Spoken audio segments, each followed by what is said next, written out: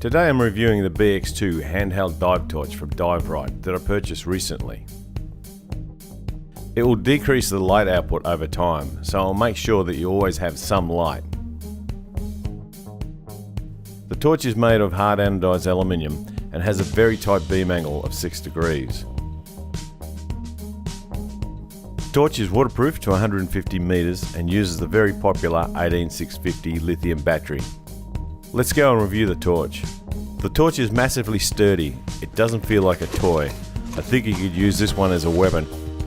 It comes with a specification sheet, lanyard, 18650 lithium battery, a charger, and 2 spare O-rings, and the torch itself. It's a solid little torch. The battery is made by EVVA using the Panasonic 18650B cell. The battery charger is very compact, but unless you live in the States, you'll need an adapter. It works fine with the adapter though. Unscrew the torch. The torch head has a spring-loaded contact, and there's plenty of room for the battery. Drop it in, nipple up. Now let's have a look at the battery drain. As you can see, the voltage drop is pretty constant over the 3 hours.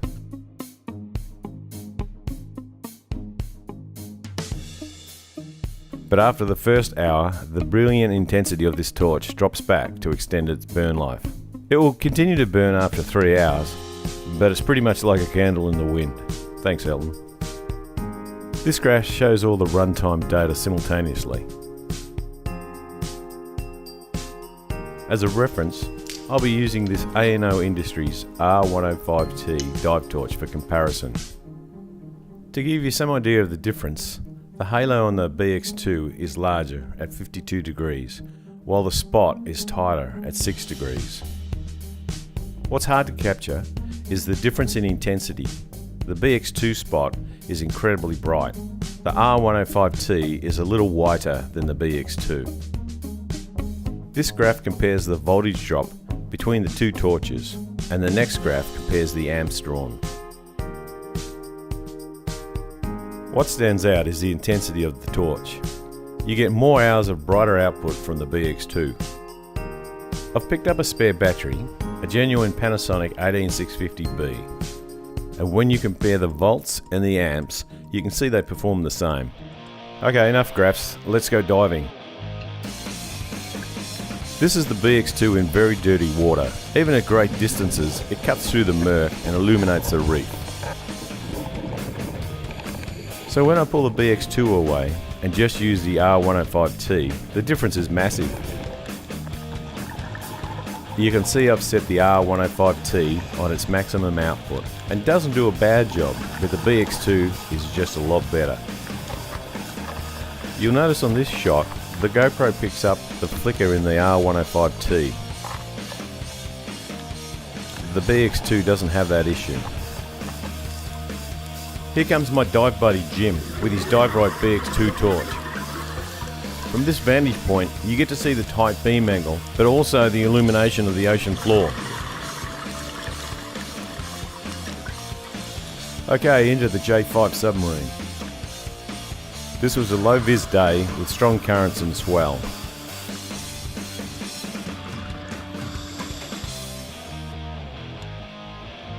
At 36 meters down inside the sub, it did get pretty dark. You can see the tight beam angle on the BX2 looks like a laser beam, or at least a lightsaber. Now for the two torches side by side. The GoPro doesn't really do justice to the intensity of the BX2. You can see how far away this torch has an impact, even on a shocking day like this. Swap over to the R105T and you can barely see it.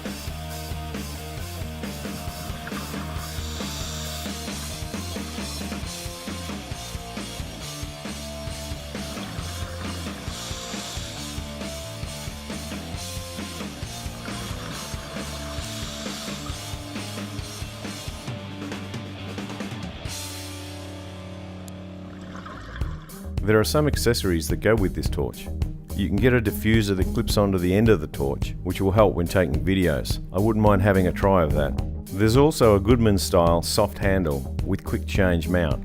So overall, this torch has impressed me no end. The charger is the only small negative for those non-US purchasers. Not sure why they hadn't really considered this?